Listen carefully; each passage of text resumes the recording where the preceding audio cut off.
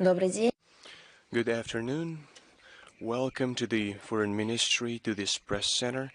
Together with us are Russian and foreign journalists at our online briefing. Of course, everyone is now closely looking at Riyadh, where Americans and Russians are talking and organizing a possible future meeting between Russian and American presidents. Just a moment ago, a break was announced, and then the parties are going to resume their talking process. We have a lot of questions regarding this process about the details and stances that each party has. During the negotiations, I would like to draw your attention to the fact that following the negotiation process, communication is planned between Russian foreign minister and media outlets. Therefore, I realize that it's almost impossible, but we have to bear with them for a moment, then you'll get first-hand experience regarding this process. But now, let us go back to our agenda. Let us start with the agenda of Russian Foreign Minister that are upcoming on February 21st, 22nd. Russian Foreign Minister Sergei Lavrov is going to take part in a kick-off meeting in Johannesburg between foreign ministers. It's a landmark event both for Pretoria and the whole African continent. Let me remind you that Africa is going to host a G20 event for the first time in its history. Russian foreign minister is going to give a detailed analysis of the international situation with an emphasis on the root causes of these developments, and specific steps have been outlined on how to overcome destructive phenomena. On the sidelines of this meeting, a whole number of contacts of the minister with interested parties is being worked on. Let us now move to the situation around Ukraine. These days are marking 11 days since the tragic events in downtown Kiev that are known in history as an armed anti-constitutional coup d'etat. On February 18, 2014, allegedly peaceful anti-government manifestations on Euromaidan morphed into forceful actions.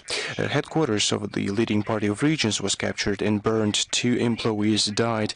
The protesters attacked the Berkut militia unit and other law enforcement bodies. Western organizers, sponsors, and orchestrators of those street battles under attractive banners of an allegedly better European life, democracy, human rights, and a combat against corruption mercilessly were pushing the protesters ahead.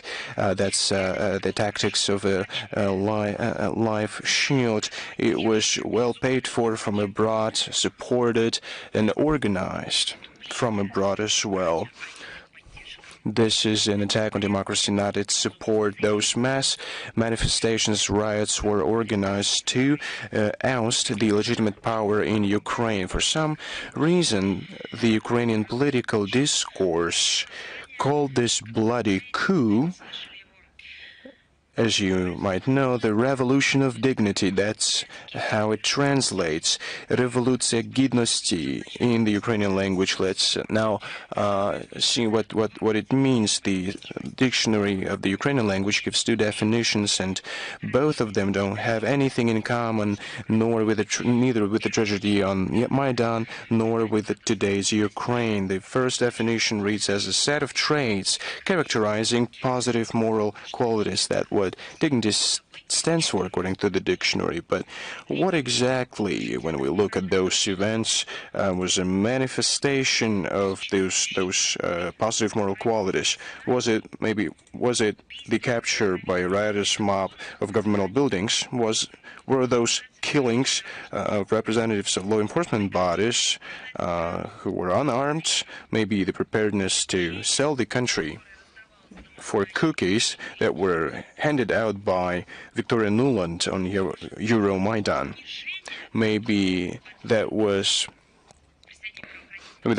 the acts towards law enforcement bodies, representatives against whom criminal cases were initiated, who were persecuted.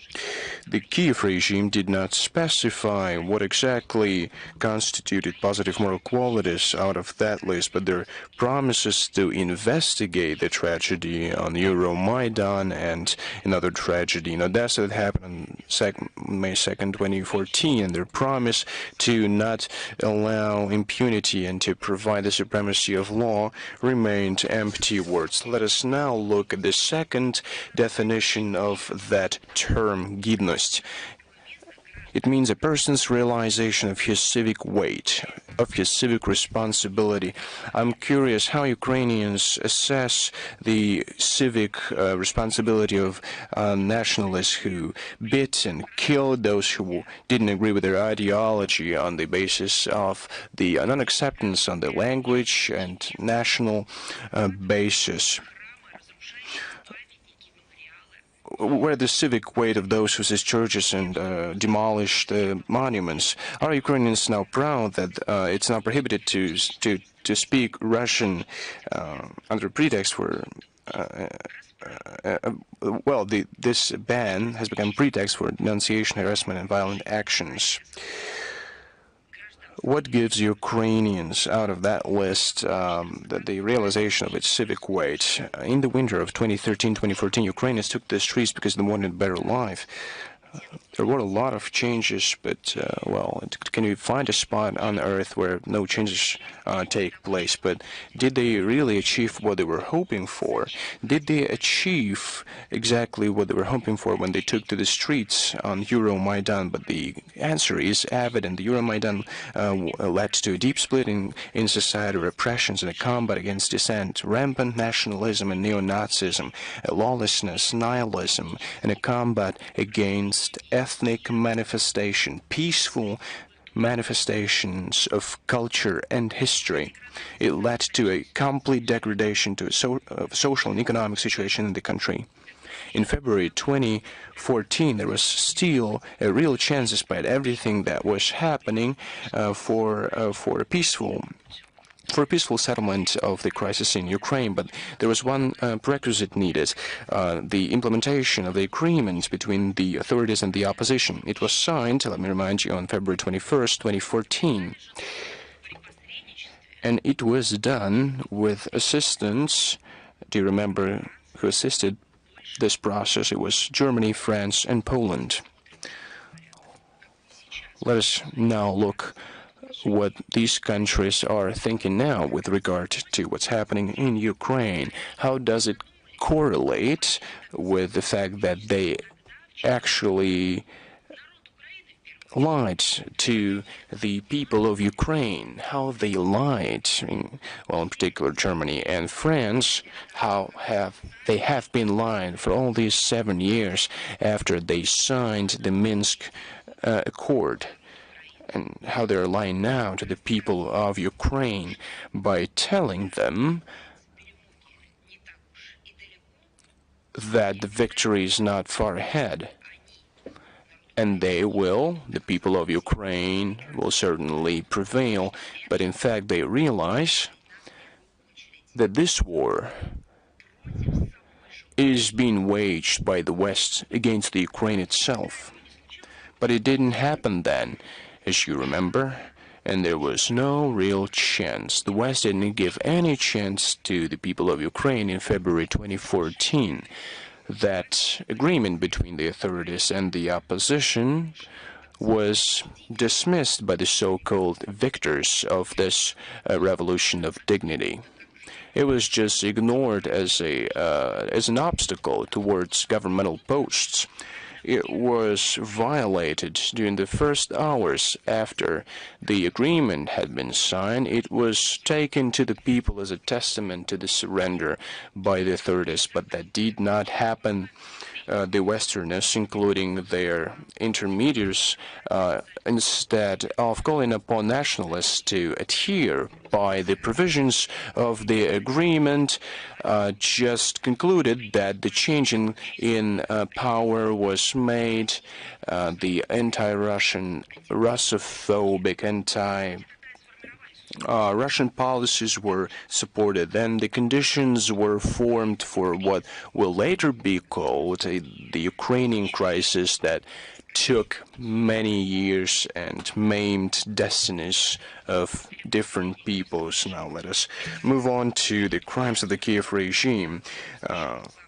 Back then, the Ukrainian militants received indulgence from allegedly enlightened Western pseudo-democracies. Now they continue their terror against civilian population and civilian infrastructure of the Russian regions. From February 12th to February 13th, targeted drone strikes of the AFU on the civilian transport and infrastructure in the Belgorod region killed 6 people and injured at least 8 people. We talk about it each time at our briefing, but at the Munich Security Conference, when they allegedly talk about the policy of security, we listened to a representative of the European Union, and he said that Russian civilians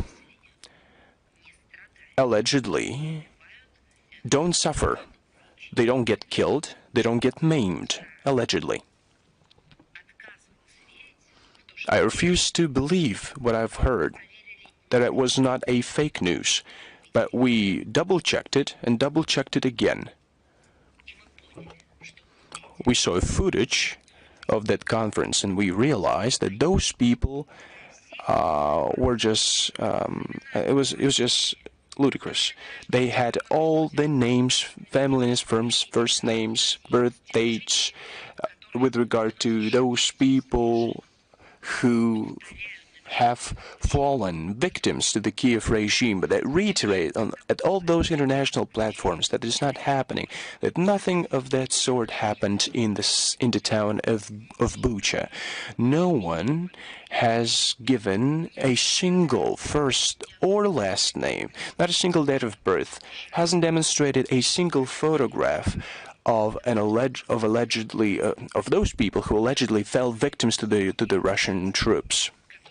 For each person who fell victim to the Russian regime, we say we have all the data, we have all the information to prove them wrong.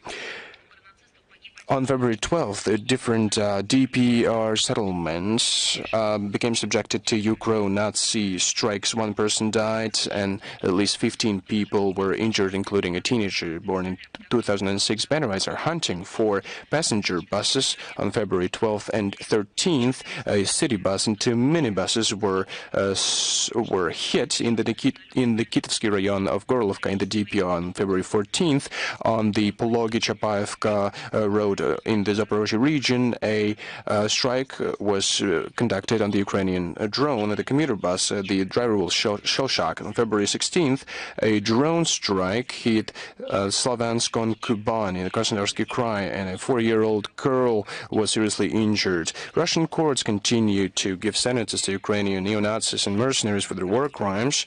Those who are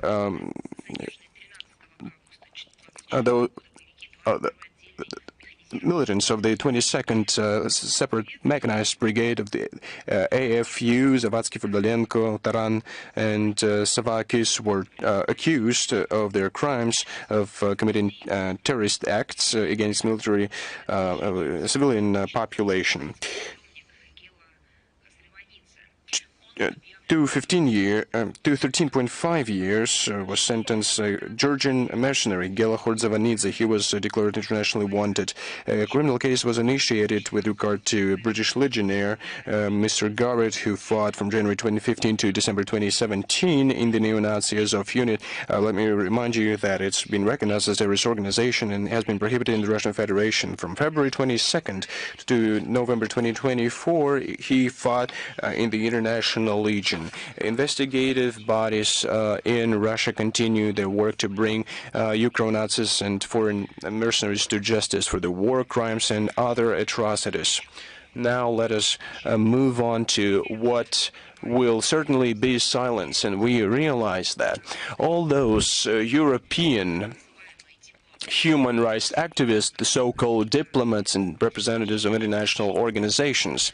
Now let's talk about inhumane treatment of Russian prisoners of war. The Investigative Committee of Russia has recorded further facts of an inhumane treatment of on the side of Ukrainian of Russian prisoners of war by Ukrainian neo-Nazis in violation of international humanitarian law. One of the war-wounded fighters was injured in the Kharkov detention center after being captured. He was forced to sign documents discrediting Russian armed forces. He was forced to join the ranks of territorial defense of Ukraine. Another prisoners of war, another serviceman of ours, was being tortured and kept in a pit by Ukrainian forces. He was forced to give information about the Russian army. A criminal case was initiated on charges of using prohibited methods and means in our conflict. Now, on the illegal crossing of the Russian border by foreign journalists, a criminal case was initiated against Spanish journalist Alberto Rojas, working for El Mundo newspaper.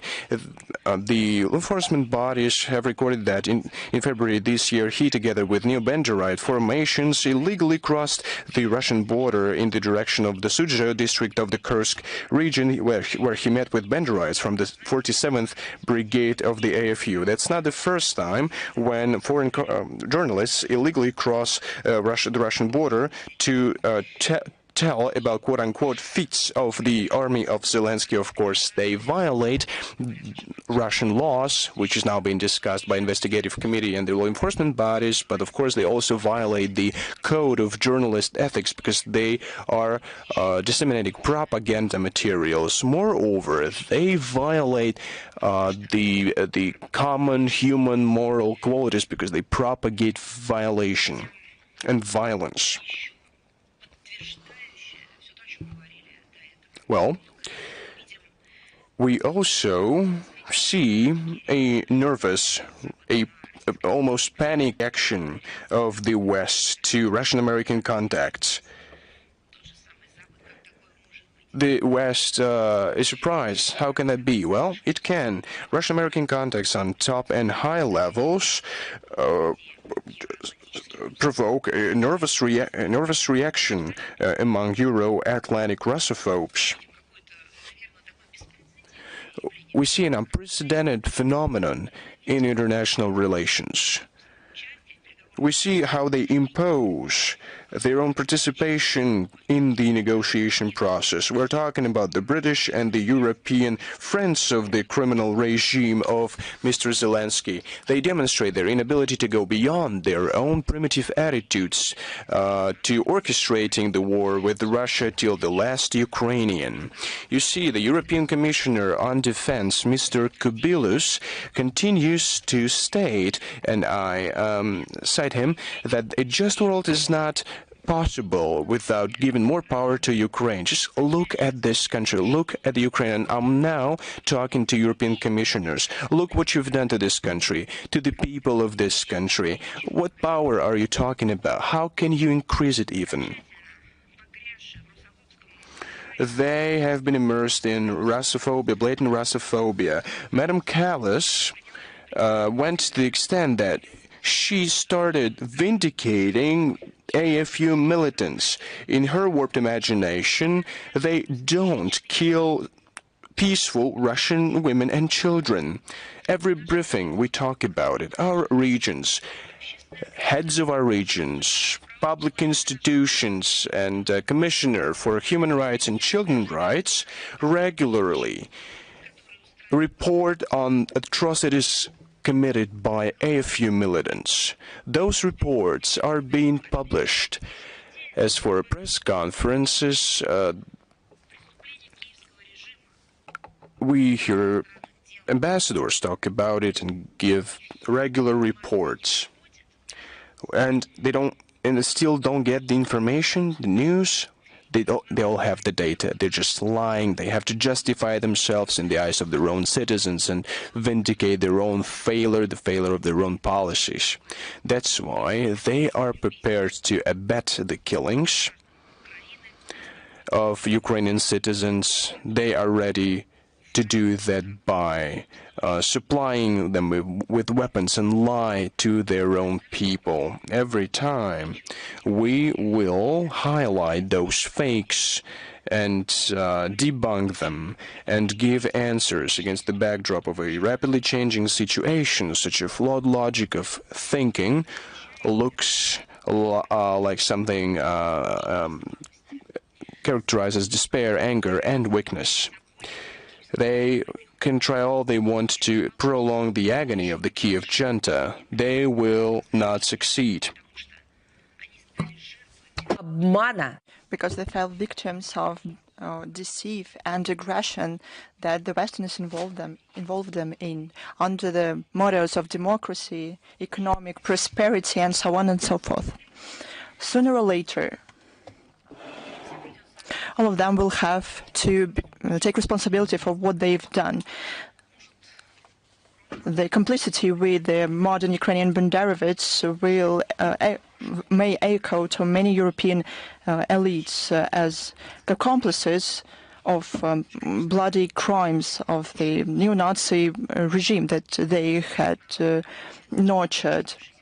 More attempts to draw parallels between Nazi Germany and the USSR are pitiful, miserable, and groundless. I'll remind you, it was the USSR who defeated Nazism. It is the USSR liberated its territory and then went on and liberated Europe. They do it out of fear. The US and NATO are afraid of unavoidable collapse of the Ukrainian Nazis. They are afraid of responsibility before their own peoples, because they left their people and people of Ukraine, and on February 12th, the Verkhovna Rada passed a law to establish in Ukraine the so-called National Prayer Day on February 24th. According to the concept note, I quote, the common prayer will defend Ukraine and those who continue fighting on the battlefield, and will testify to spiritual unification, note, unification of the Ukrainian nation, and a symbol of faith in victory. Everything is here. What kind of unification are we talking about when, on the behest of Zelensky, and the Westerners are behind him, and the Ukrainian Orthodoxy is damaged? We see that churches are seized in monasteries. We see talk show and culinary TV shows. It is preposterous. They turn churches into something strange. They make people leave the churches. They persecute the clergy. They make them swear allegiance to the schismatics. What kind of unification are we talking about? Yeah, but if people cannot find common ground, then the state has to interfere and to help those who cannot coexist with each other and find a way for the settlement. But we have an opposite situation. People in Ukraine have lived peacefully, and the Orthodox people did anyway. And to take one more step to sabotage between Ukraine, Russia, Russians and Ukrainians, there was an order to persecute the Ukrainian Orthodox Church. They did everything. They came up with a schism. They came up how to seize churches, monasteries, how to incite the believers against each other. And now it turns out there's a day for a common prayer. But there's one more aspect. We're talking about the prayer for the Ukrainian armed forces that continues terror against civilians, both of Russia and Ukraine. This is a prayer for the Nazi evil. This is literally attempt to make the evil something sacred. This step looks not even hypocritical. It only testifies to the fact that this junta see religion as a political tool. And of course, there's fight with history, with monument and memory in Ukraine. According to the media, in the city of Nikolaev, Ukrainian Nazis destroyed monuments to the hero and leader of the local underground unit, Viktor Lagin. He was shot down by Nazis in July 1943, and his monument was shut down by the Ukrainian Nazis in 2020. That's what the Ukrainian regime do with the acquiescence of their Western masters. This acquiescence is only the second part, and the first part was direct order. These facts yet again confirm the relevance of the special military operation to denazify and demilitarize Ukraine and to remove threats coming from its territory. As our leadership said multiple times, all the aims of the special military operation will be achieved. The Munich conference on security shocked everyone. And those in the first place who wanted to have another holiday of Russophobia. That's what the conference turned into in the recent years, because they didn't talk about security. They talked about aggression and how to fuel the war. How to increase conflicts, how to incite people against each other so that people forget about peace for many years. The 61st Munich Conference on Security demonstrated something that we talked about long ago. The Western world ceased to claim to be an example. They are not an example. They even don't claim to be an example of security or democracy. Nothing close. The event aimed, according to the organizers, to analyze trends and to articulate ideas of Euro-Atlantic security policy. Was reduced to a squabble between two coasts of the Atlantic. All of this went along with the traditional Russophobe rhetoric. Any constructive ideas in terms of architecture of security in Europe and in the world in general weren't there. They didn't went there for this purpose. The same old story.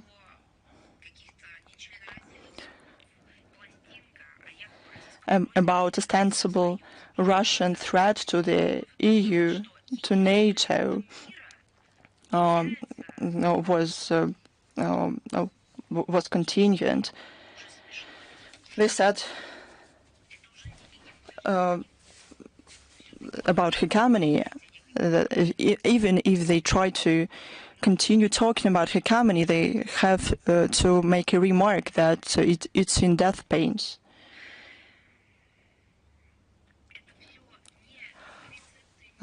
Those are not recipes for peace. Those are recipes for disaster. What should they talk about instead? First of all, what mistakes did they make? First of all, they should have analyzed their policy, their criminal policy, and talk about rectifying their mistakes. But no, they didn't interested in that. They thought what spending they can cut down on to finance to continue to continue support. They were words of the European sponsors to the Kiev regime about their unwavering support. With lack of ideas about ways out of the crisis of European security, the participants of the conference stood and applauded to Zelensky. This is abuse of Ukrainian people. It's not about Russia. They just disregard people of Ukraine when they say that Zelensky can claim leadership in the emergence of the European army. It's what he said, and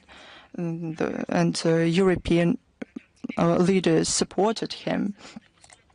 Now Ukrainians can become part of the army since 18 years old. What are they?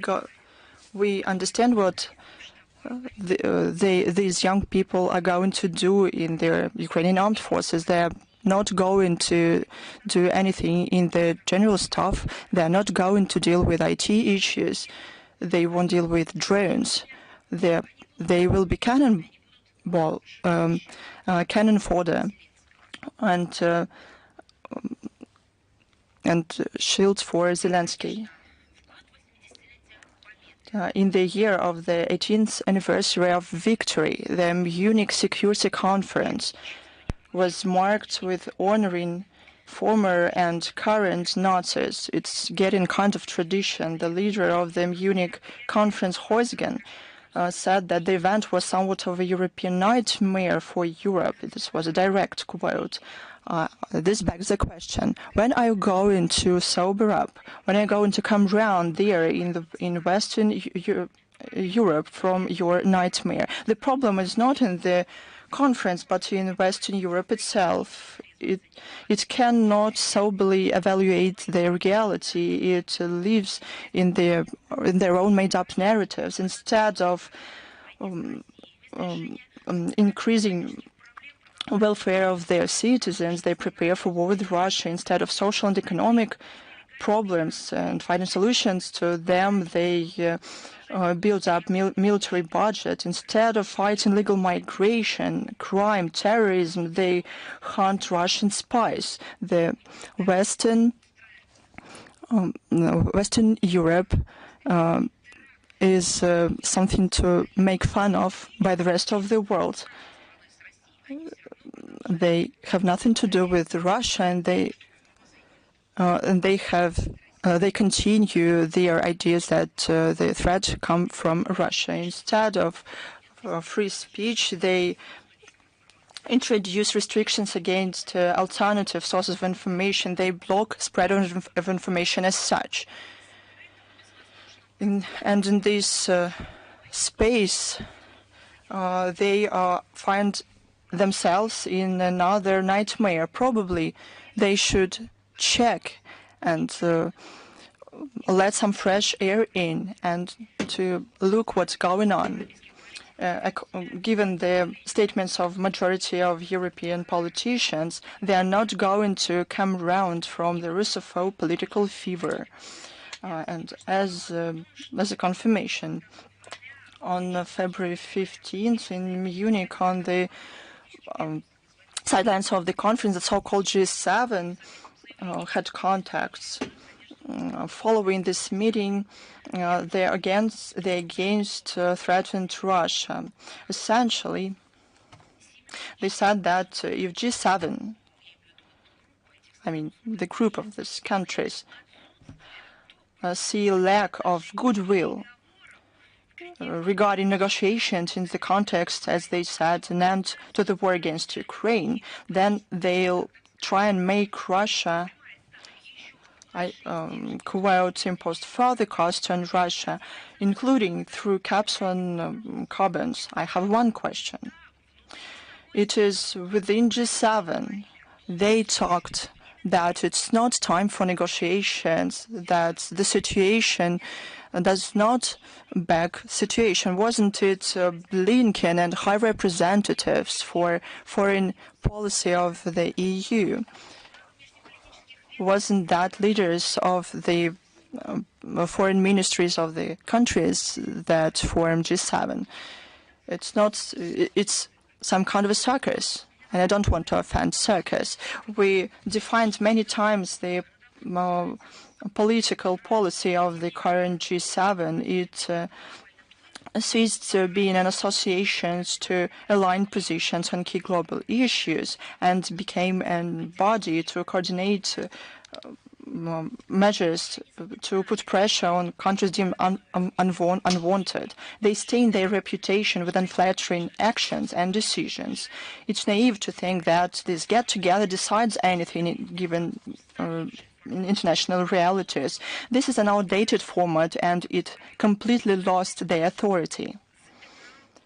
They stained their reputation.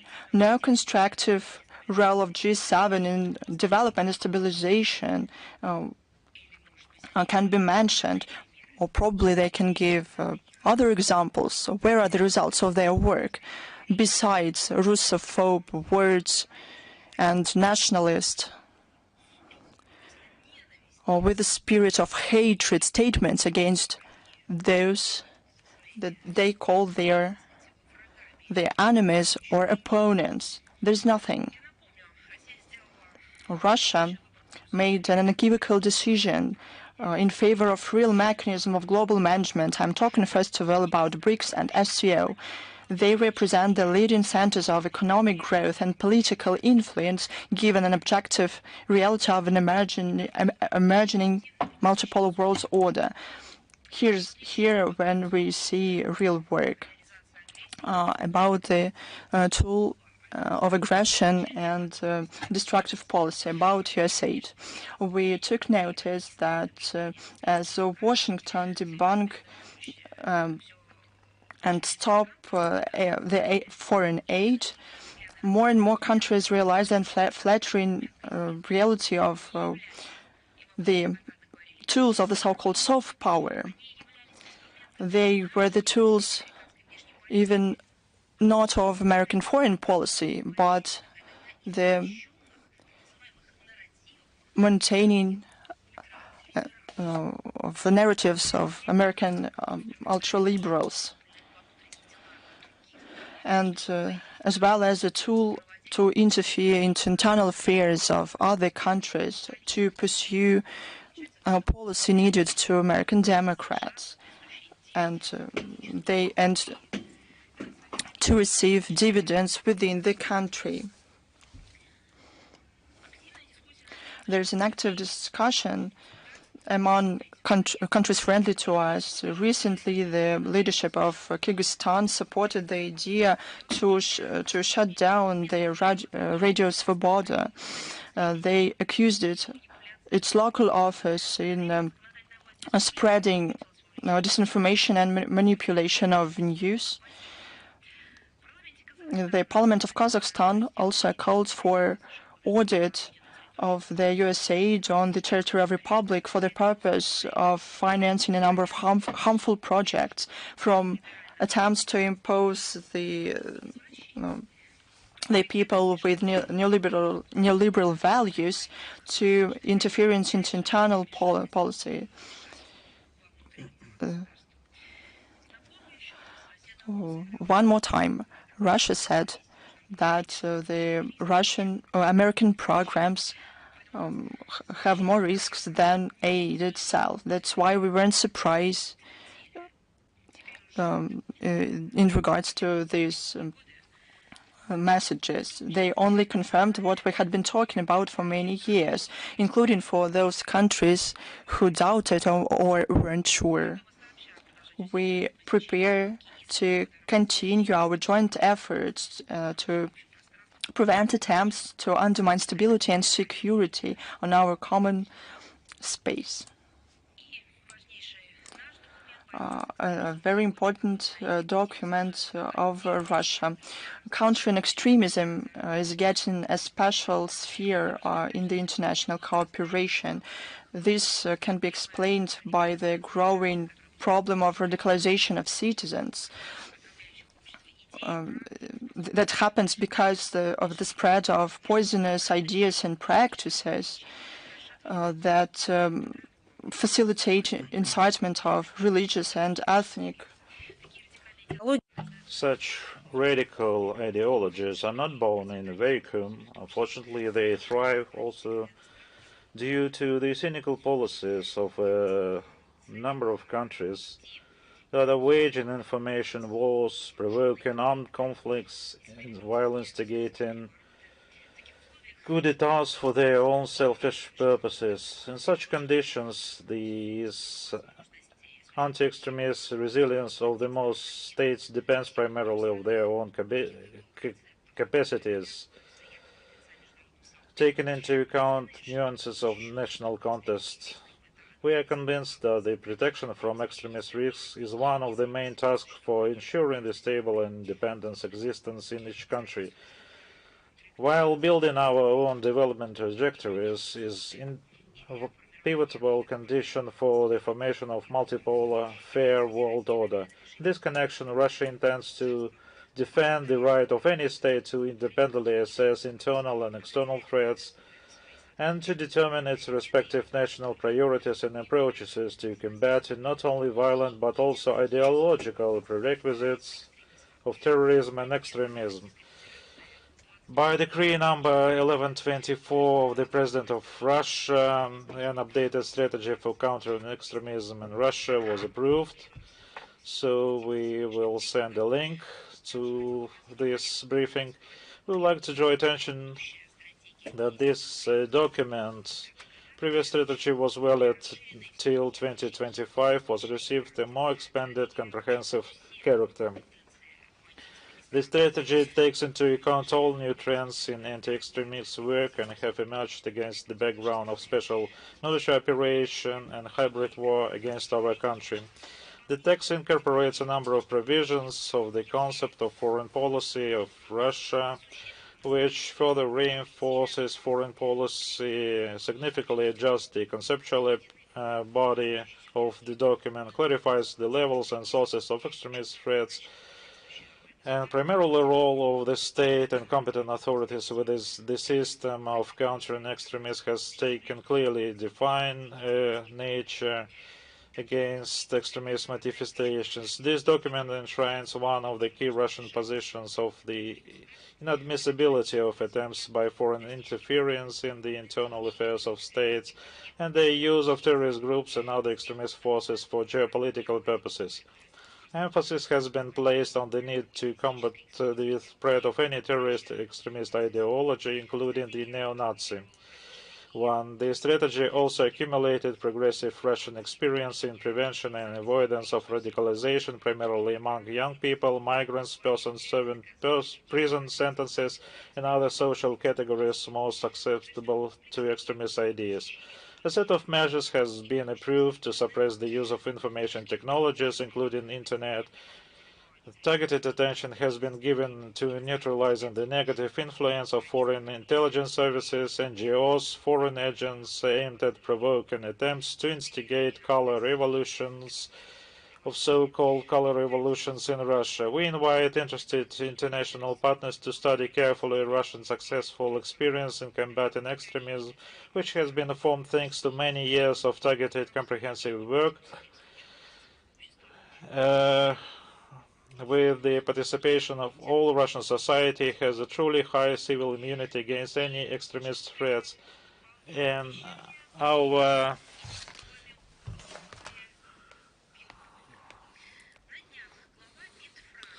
recently, Mr. Barrow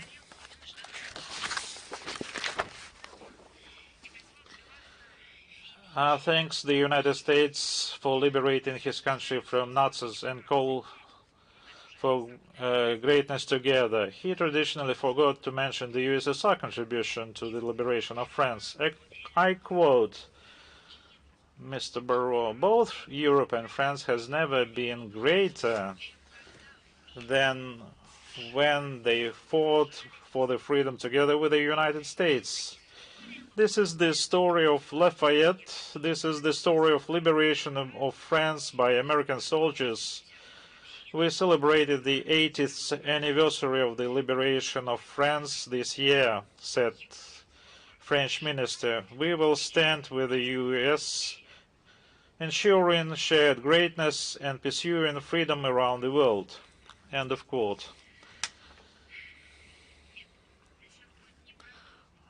I'm not going to say about our competition with France for primacy as who contributed more to the independence of North American United States. But since the Marquis de Lafayette has been mentioned, we cannot but refrain from quoting the words addressed to him in the spring of 1779 by Washington, Commander-in-Chief of the Continental Army.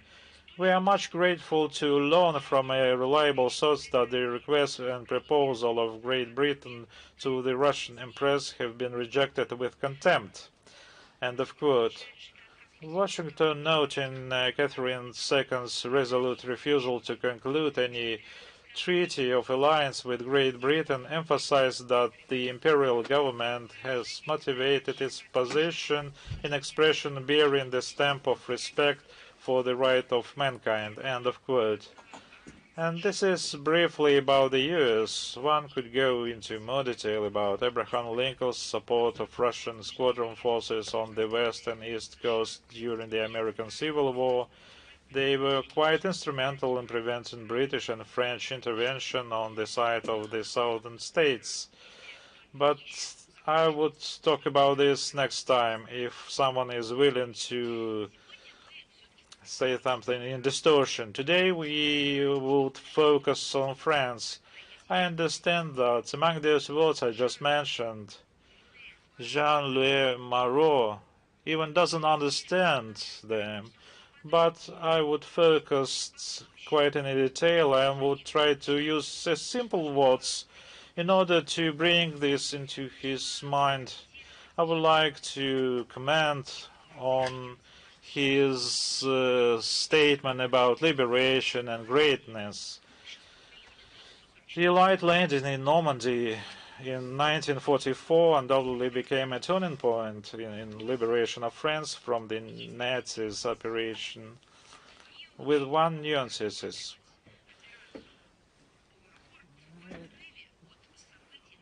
We cannot regard the Overlord operation in isolation from the events of the Soviet-German front, where the same June began perhaps the largest battle of the Second World War, the Bagration operation, and liberation of Belarus. In France, already in 1940, do you know, in the Foreign Ministry of France, Russian immigrants created the first resistance group known as Museum of Men. It was led by Mr. Levitsky and Mr. Wilde. In 1943, the Central Committee of the Soviet POVs in France was established, headed by Red Army Senior Lieutenant Mark Slobodinsky and a French communist son of Russian immigrants, Boris Martin, known as Colonel Larouche. Near the French town Thiel for the legendary Women's Partisan Unit Rodin. It was created by two natives of Soviet Belarus, Lisovets and Fritzson. In the vicinity of city of Lans, fighters of Vasily Vasilyevich Porik fought against the enemy. He was posthumously awarded the title of Hero of Soviet Union, and in France acted the 1st Soviet Partisan Regiment.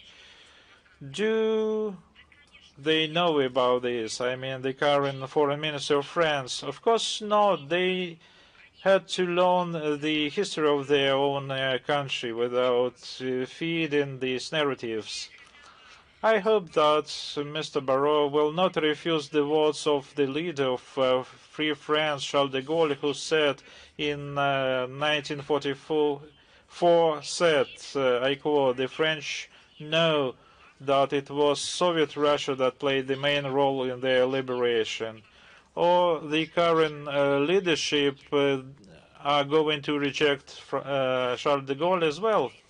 I would like to remind them why he said this. He said this under the impression of what he had seen in Stalingrad earlier, and most of the French shared the opinion until they became victims of this approach to the history, when you can pick up or cherry picking what you would like to have, just replacing them with some notes or narratives.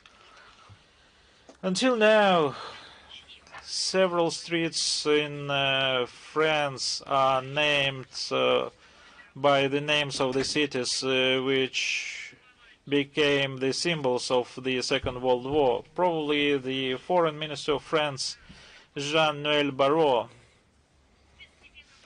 probably buys a reference book, reads something to get more information about the history of his own people and the country. The liberation of capital Paris was not a priority for the American commander Eisenhower in 1944. Paris was liberated with small forces, and in short time, first the resistance, whose core was made up with the communists and former Soviet prisoners of war, revolted. Not everyone remembers this, but I will remind no less than 6 partisan groups composed of Soviet POWs and Russian immigrants participated in liberation of Paris. A group under Captain Steverov held Anier's bridge for 24 hours, preventing German tanks from entering the city. Shame on current leadership forgetting this heroism. A group of immigrants under Lev Savnikov occupied the building of the Soviet embassy and raised a red flag over it. It then gave de Gaulle the right to declare that Paris itself found the freedom and was liberated by its own people. And only then the 4th Infantry Division of the USA and French 2nd Armored Division came in to the aid of the rebels. The first to enter Paris were the Spanish military. They also accepted the surrender of the German commander. Such a revenge for Madrid. Then the common efforts, fascism really didn't pass, but today, through the efforts of Free Europe, it has returned to the guise of neo-Nazism. Paris, which had won its own freedom, was liberated with the support of the whole struggling France. Unlike the United States and Great Britain, the USSR immediately believed in the future of the Free France headed by General de Gaulle and established close cooperation with him. By his order, the legendary air regiment Normandy Neman was established, which became a vivid symbol of the Soviet-French brotherhood in arms. It also worth recalling the significant contribution of native of Russia and captured Soviet citizens. I would recommend the French Minister of Foreign Affairs to get acquainted with the article Soviet Citizens and Russian Immigrants in the French Resistance Movement by Alexei Meshkov, Russian ambassador to France, published in December 2024 in the French magazine Histoire Magazine. I understand for the current level of the French diplomacy, this text is very difficult, but you should make efforts if you are about to say something to this end. It is difficult to agree with Barrot's assertion that both Europe and France have never been greater than when they fought for freedom together with the United States. Americans have never viewed the Europeans as truly equal allies and partners. There has always been an inversely proportional relationship between France's true greatness and rapprochement with the United States. This was again well understood by de Gaulle, who saw cooperation with Russia as a prerequisite for this country's greatness. And Barrot, if he has anything to thank for France's greatness after World War II, it is the leader of the USSR, Joseph Stalin. It is to him that the Fourth Republic owns its status as the victor. The history of France knows leaders capable of great deeds for the national interest of their countries, and there are different assessments. Now we don't have any illusions about the current ones. But what is clear, no matter we take what is said by the French foreign minister, it is the shame for the French people because they don't know the history of their country. But we would like to stand by for the protection of the French history. Another important event is the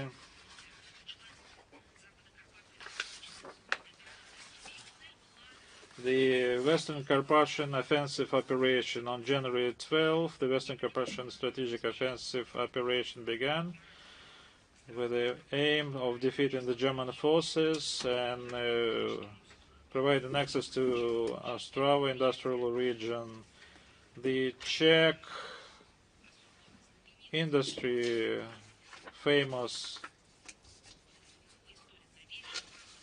for gun factories, were faithfully producing their products for the needs of Wehrmacht.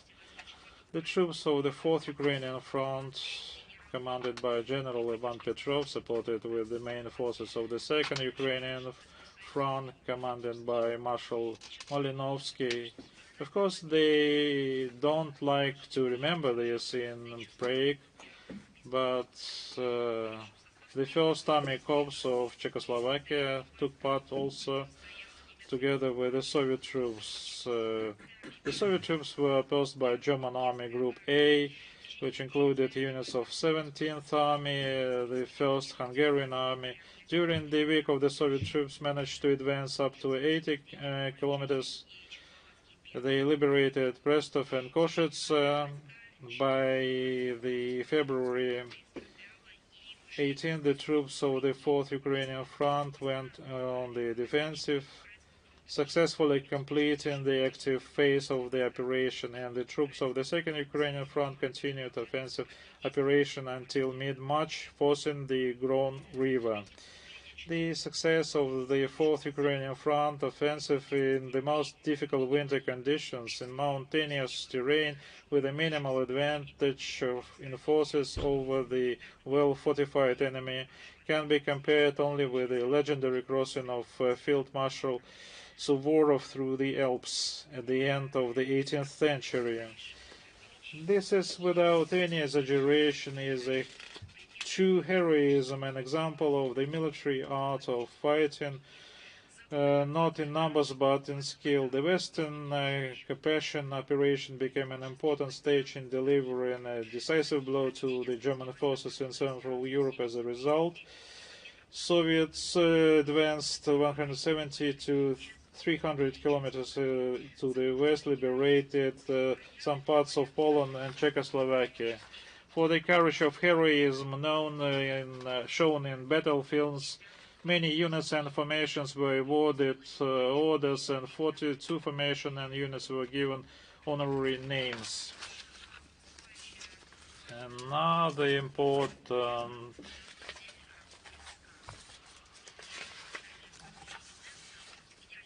on February 21st is the International Mother Tongue Day, established by decision of UNESCO and celebrated to draw attention to the needs of maintaining and promoting linguistic and cultural diversity. Russia is actively promoting the experience and preserving indigenous languages, including on the UNESCO platform.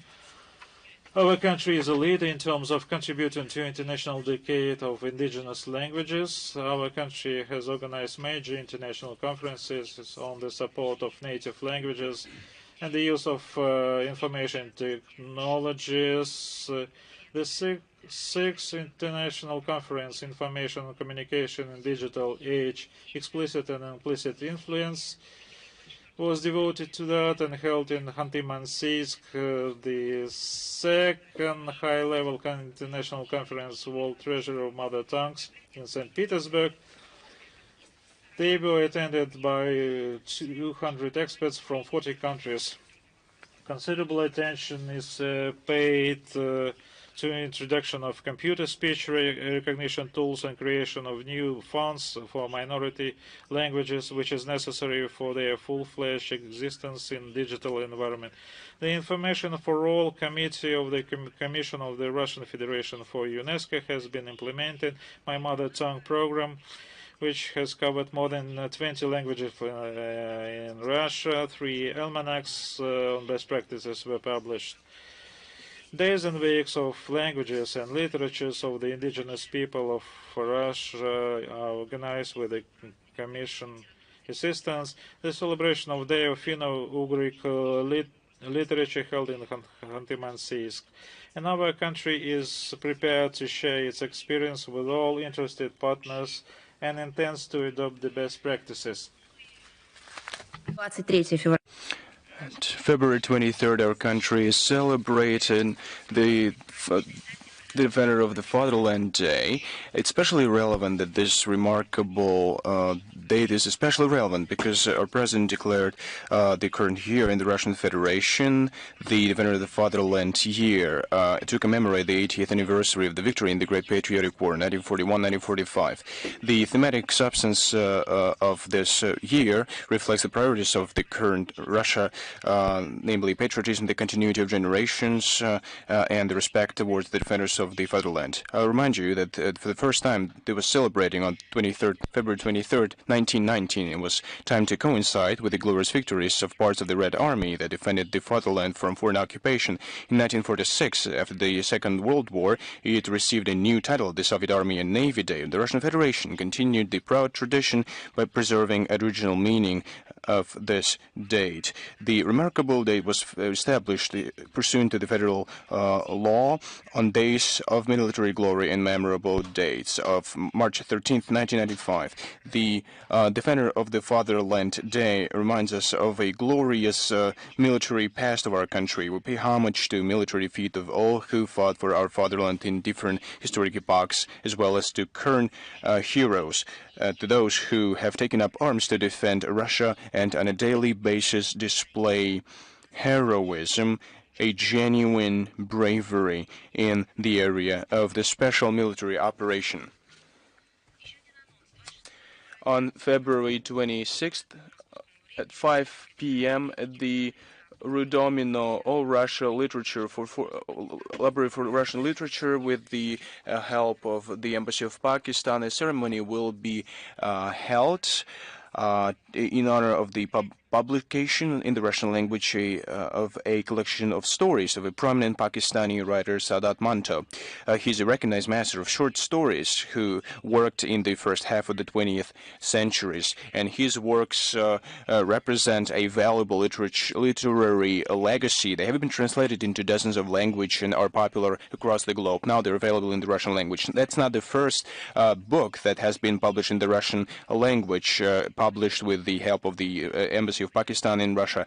Earlier in 2022, a collection of poems by a great Pakistani poet, Faiz, came out. We are convinced that a seasoned Russian reader would appreciate these works of outstanding Pakistani authors, and I am ready to answer your question. Do we have Международная жизнь, International Life, with us? Yes, good afternoon.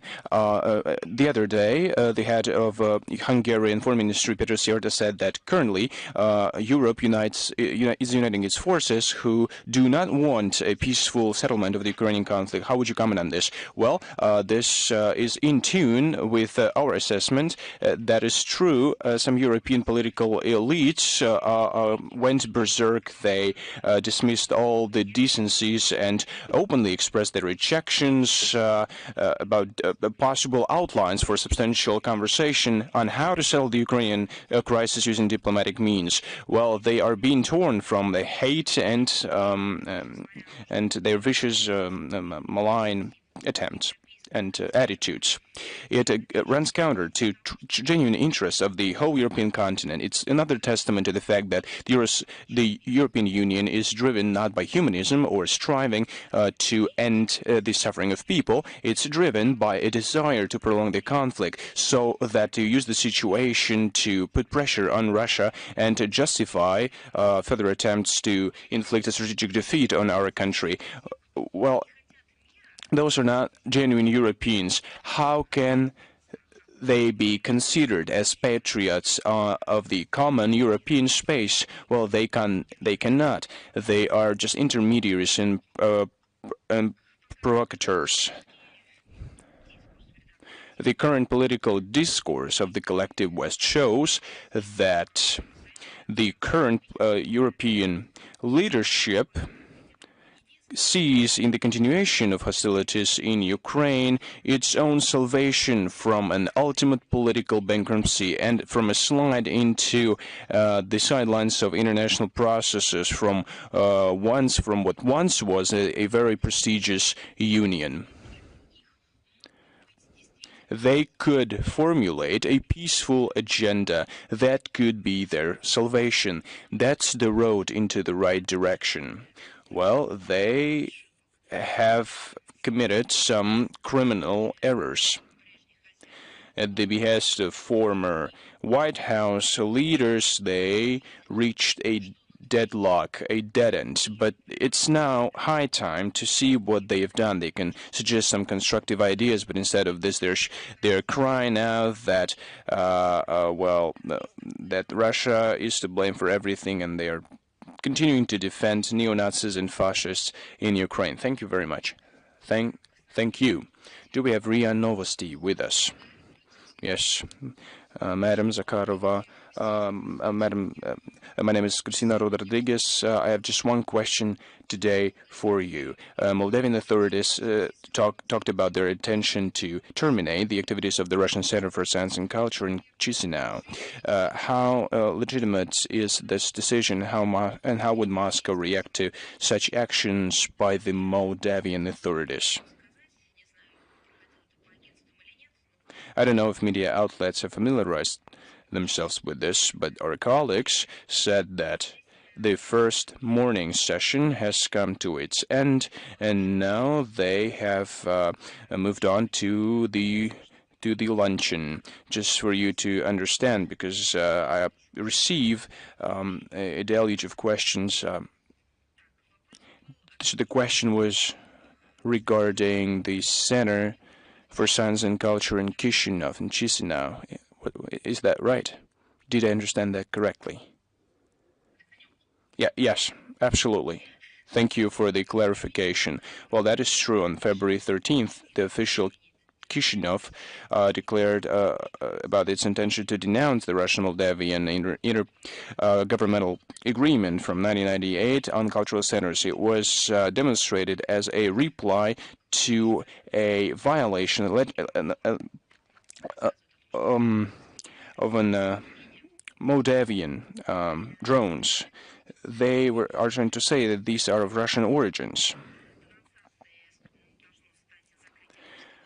The consequence should be the closure of the Russian Center for Science and Culture in Chisinau. What's our take on this? We assess this decision as another manifestation of the anti-Russian course pursued by the Moldavian authorities.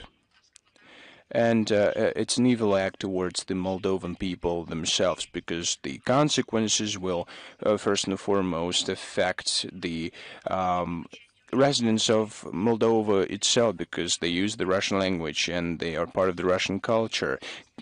I'm just going to give you some numbers. 80% of Moldovans speak the Russian language. According to the population census held in 2024, it's a mother tongue for 11.1%.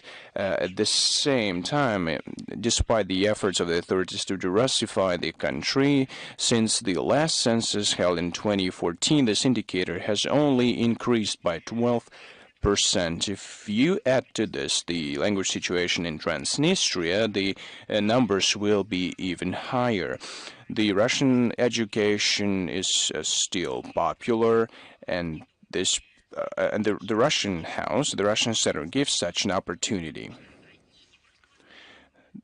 These opportunities are popular, but that's not the only reason. Citizens in many countries ask for opportunities to access the Russian education programs. But who in the current Chisinau is interested in this opinion? They consider Moldovans to be Romanians. The decision to denunciate the agreement provoked a very wide negative publicity in Moldova. On February 15th, there was a protest held before the Foreign Ministry building. The participants requested to preserve the Russian Center. As of today, the Russian Center continues to work. There has been no written notice about the termination of the agreement from the Moldovan side. If that happens, the agreement is going to be in effect till mid-2026. We hope that common sense and respect towards Moldovan people will prevail in Chisinau, and I hope that the authorities will abstain from reckless measures. Let us move on. Do we have China Media Corporation with us?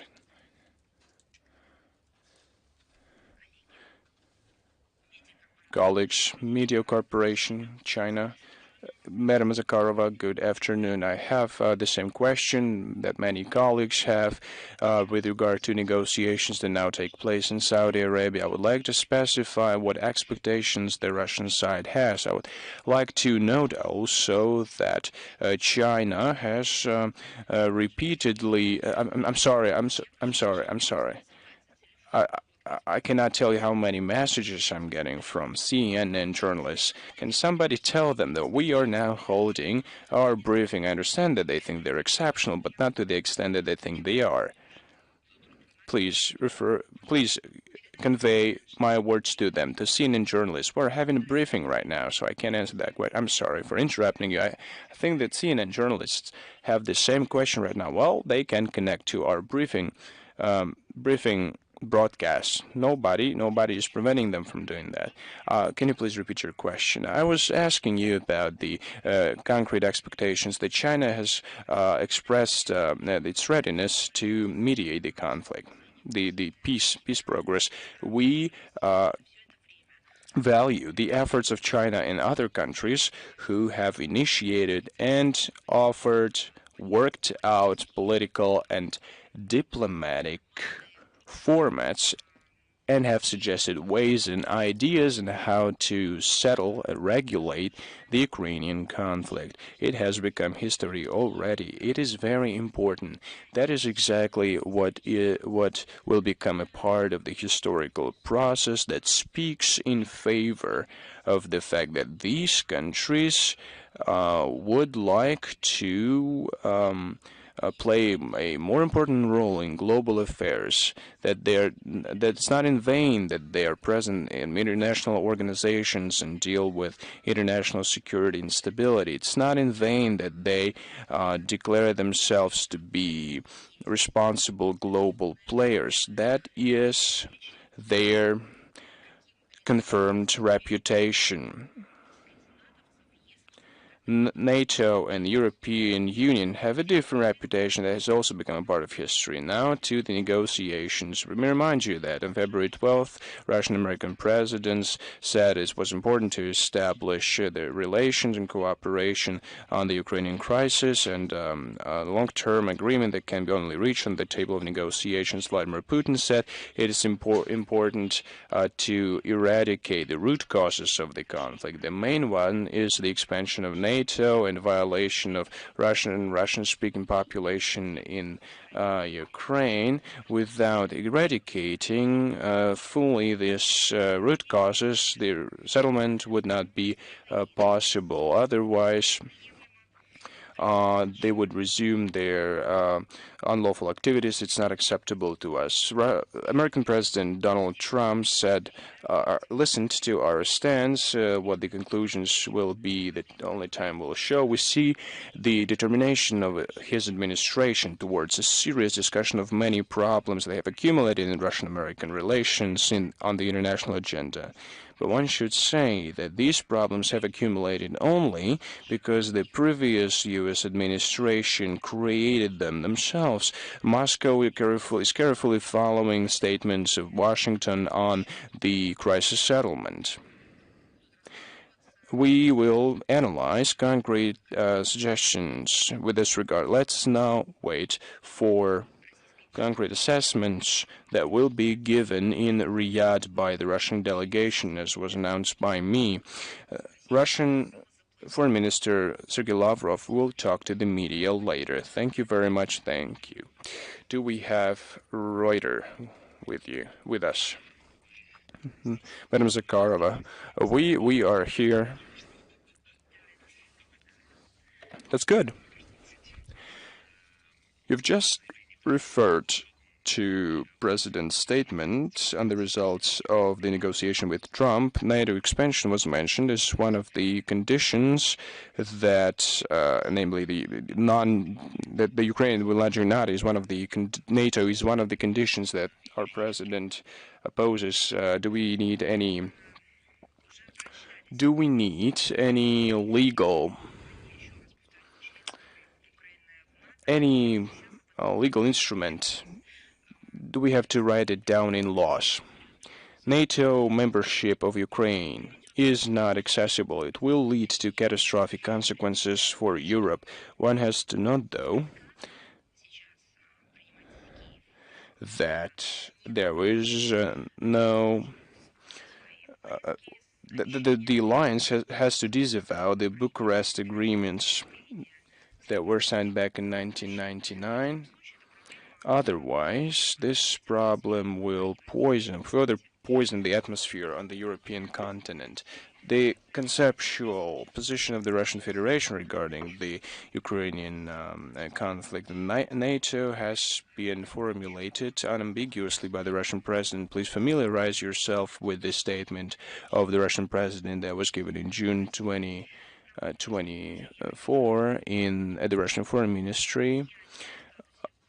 The proposition of a neutral, non-bloc, non-nuclear status was enshrined in the 1990 Declaration on the Ukrainian state sovereignty. It draws significant attention for everyone, so let me give you a real citation quote. The Ukrainian SR solemnly declares its intention of becoming a permanently neutral state that does not participate in military blocs and adheres to the three nuclear-free principles: not to accept, not to produce, and not to purchase nuclear weapons. In August 1991, the Verkhovnaya Rada adopted the act of declaring the independence of Ukraine, which enshrined inviolability of the provisions of this declaration, and the link to this act is contained in the preamble of the current constitution of the country. Ukraine needs to go back to the origin of its own statehood, and it should finally start following the spirit and the letter of the documents that were at the basis of its legal foundation. That's the best guarantee of its security. Neither NATO membership, nor the attempts to gain it, nor agreements with allied countries of the alliance can give this security to the country. Well, they should be closer to the reality and to their own documents. Thank you very much, Madam Zakharova. We have the second question regarding potential peaceful agreement to settle the Ukrainian conflict. Will the lifting of sanctions against the Russian Federation become a part of such a peaceful agreement? Peace agreement, rather. Can you repeat your question, please? Will lifting of sanctions against the Russian Federation become a part of the peace agreement to settle the Ukrainian conflict? Well, we have given a common, full picture, general picture as far as our approaches go. As for details, those will be commented on by those who are authorized to be involved in such negotiations. Thank you very much. More on that topic, I would like to draw your attention to the fact that Russian Foreign Minister Sergei Lavrov has repeatedly commented on that issue, and we will include links to his statements in the transcript of today's briefing. He has repeatedly answered similar questions, so we will refresh his statements in our memory. Do we have Lenta Ru with us? Good afternoon, Madam Zakharova. I have two questions. The first question, you mentioned the words of Mr. Hozgin about nightmare for Europe. So the question in this regard is the following. He talked about a nightmare for Europe in regards to the position of the Donald Trump administration on Ukraine.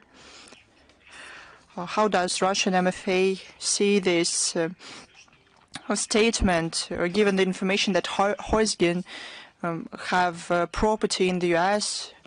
When he was the head of the Munich Security Conference? You know, I think that what we saw, his tears and this is a natural outcome, natural result of internal anger and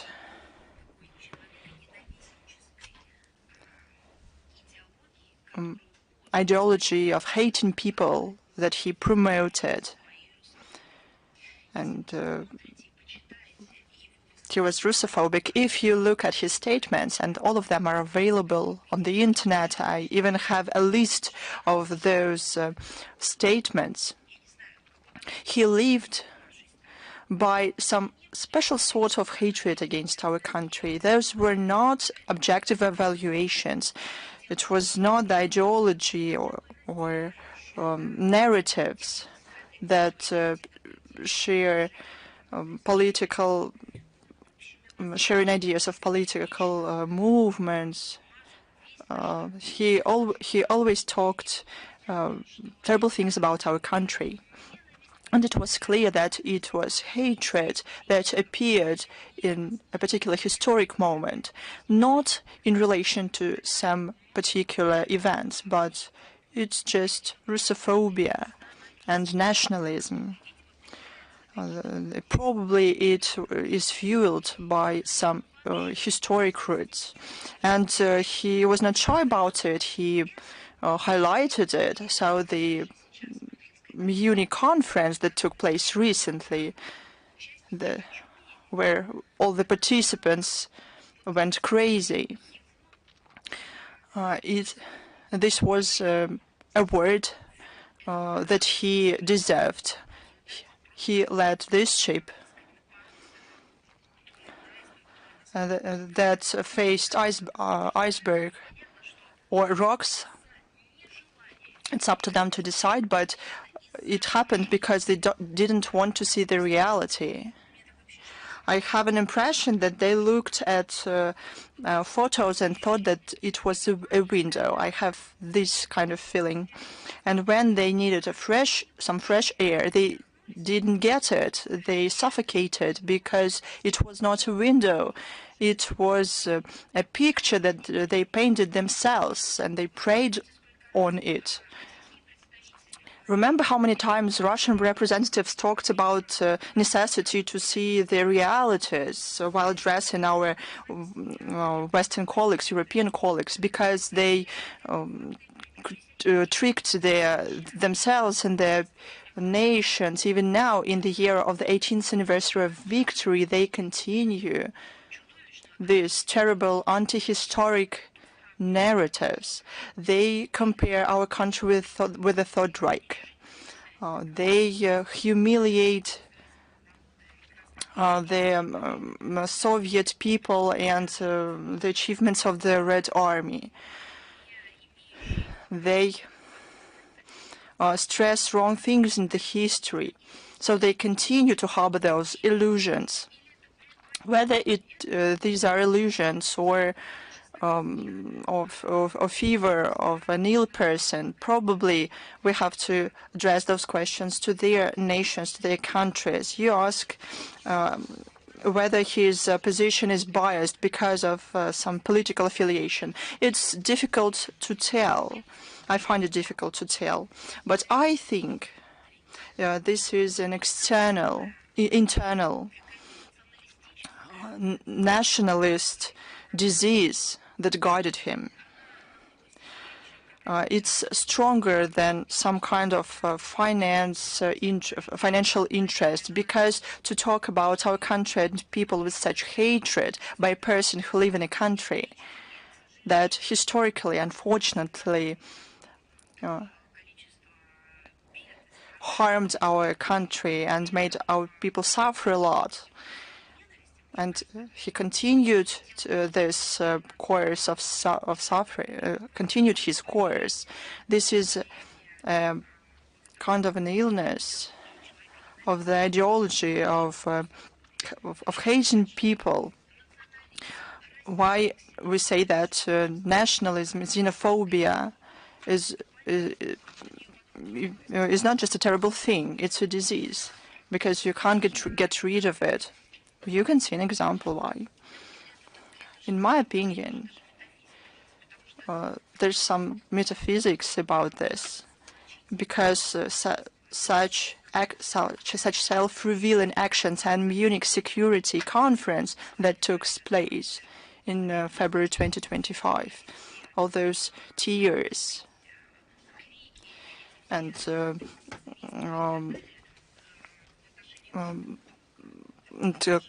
cries against each other, you can't come up with it. They are defeated by their own ideology. I would say it like this, because this ideology is destructive. They thought that they're going to destroy us, but they destroyed themselves. But we're not guilty in it, because we talked about it many times to them. We proposed them to sober up and to go back to mutually respectful relations, to mutual beneficial cooperation, to build common Europe. We proposed we use all the benefits from our geography and history and go to the emergence of a large-scale Eurasian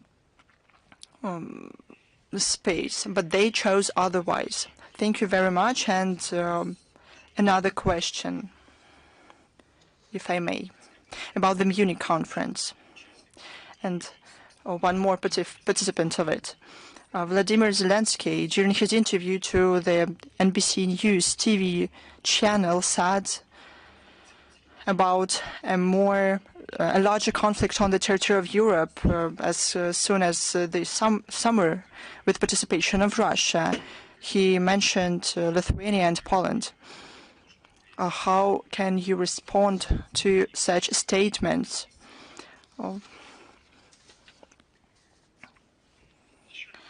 One more time. Did you say Lithuania and Poland statements? On February 17th, Vladimir Zelensky, during an interview to the NBC News TV channel, said about a larger armed conflict on the territory of Europe this summer, and said that Lithuania and Poland can become the probable territories for this. Probably Vladimir Zelensky, this head of a terrorist organization and junta, probably he has plans to either attack the neighboring countries, the countries of the EU, or plans to organized terror attacks on their territories. Probably he talked about that. We warned many times that he and the Kiev regime turned into a terrorist unit, including an international one, given the number of international mercenaries and international armaments that they receive. Probably he wants to hit the founding fathers of this unconstitutional community on the territory of Ukraine. We talked about it many times. Probably he just warns them that he is going to commit acts of aggression against them. It's a classic story when the West first create monsters and think that it's going to guide them for their own purposes, and then these monsters hit back. There have been a lot of examples. Probably we have to specify what he meant, and probably they have to think what he meant. And he unequivocally said that he was prepared to use radical measures to achieve his ambitions. We talked that the strikes on the facilities of critical infrastructure like Zaporozhye NPP, or attempts to use them to put pressure on the European leaders. It was not just words. It's a signal that they radicalized to such an extent that they are in some space of nihilism, that we can expect anything from them. But it's not only our analysis. We are absolutely, we're really glad that all our analyses are confirmed by facts. But the Kiev regime says that by themselves. So let's move on. Is author E with us? Good afternoon, Madam Zakharova. We were shocked by the arrest of Alexander Gaponenko following his participation in the conference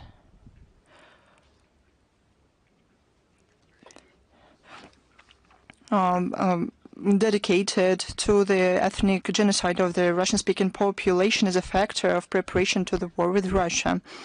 And the Latvian security services thought that this is an issue of national security, and we saw it happen. How can you comment on this? Is it a message to Moscow that, like, what are you going to do to us?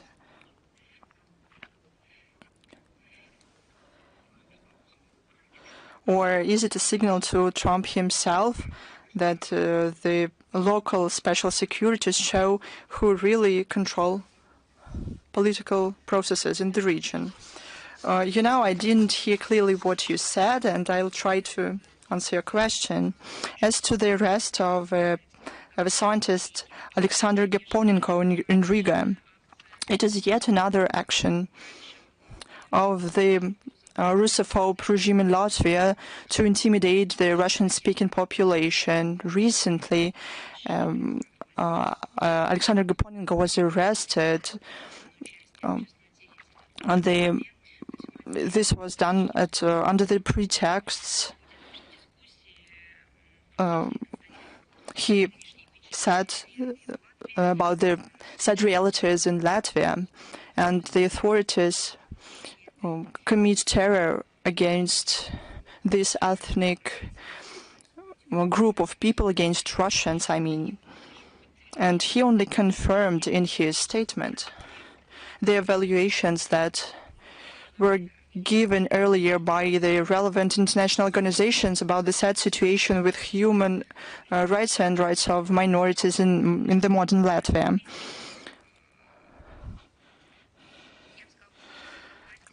and this political regime and not law enforcers, because they only follow orders.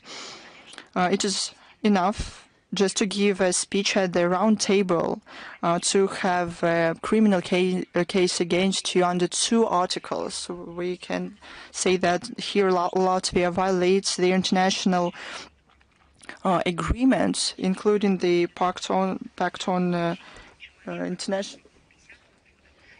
International Covenant on Civil and Political Rights, the Convention on the Protection of Human Rights and Fundamental Freedom, as well as their commitments within the OSCE. We'll follow the situation with him. We'll do everything we can to protect his rights. So we'll draw attention to what is going on, because it's a real crime against human rights. In pursuit of liberty, human rights, Latvia turned into a place where they are not respected. Here's Almayadin with us.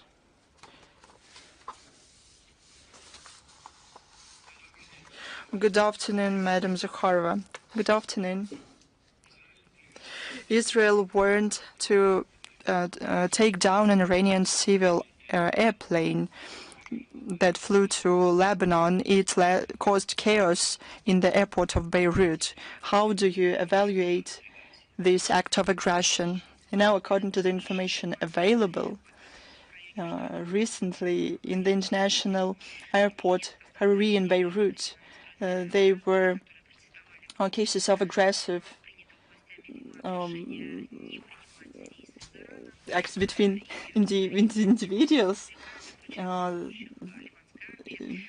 with security forces, including the Lebanese army, on February 14. Following unrest, there were 2 people wounded. The president of the country condemned this situation. From our side, we think that what's going on in the Lebanon is an issue of the internal issue, and we call on all the leaders to try and settle the issues and differences of the national agenda in the legal framework through the search of acceptable compromises and not resort to violence. It is vital not to let the stabilization of Lebanon at the current difficult stage to preserve their political unity and to ensure the sustainable trajectory of this country. Thank you very much. Is the Moscow Post with us? Yes, we have one question today. The Trump administration in Russia started a constructive dialogue at the high level. Are there shifts in terms of less pressure on our diplomats in the U.S.? They had a lot of obstacles earlier. With the beginning of the constructive dialogue, you ask about shifts. It only started. There was an impetus by the leaders of both countries. But right now, in Riyadh, the sides work and the delegation discuss the whole set of issues, and imagine how many of them we have. There have been no contacts because of the previous Biden administration, and they have accumulated over the years, even before that. So we started the work. But how this conversation started, Foreign Minister Sergei Lavrov will tell more about it following the negotiations. He is the voice of the Fatherland with us. Good afternoon, Madam Zakharova.